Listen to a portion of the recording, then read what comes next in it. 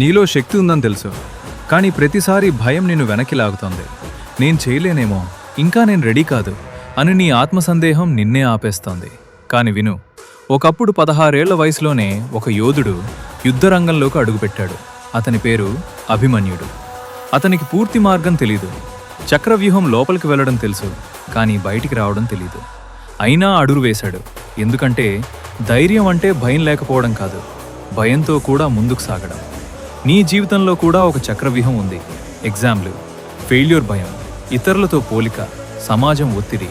నువ్వు అనుకుంటున్నావు, నాకు పూర్తి క్లారిటీ లేదు.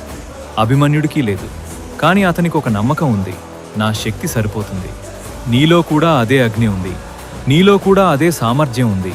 నువ్వు బలహీనుడు కాదు, నువ్వు ఇంకా నీ శక్తిని పూర్తిగా విడుదల చేయలేదంతే.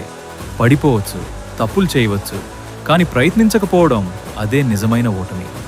ఈరోజు ఒక అడుగు వెయ్యి, నీ భయాన్ని ఎదుర్కో, నీ పొటెన్షియల్ని పూర్తిగా ఉపయోగించు. గుర్తుపెట్టుకో, నువ్వు సాధారణ వ్యక్తి కాదు, నువ్వు మేల్కుంటున్న అభిమన్యుడివి. ఇప్పుడు నిర్ణయం నీది. చక్రవ్యూహం బయట నిలబడతావా, లేక చరిత్రలో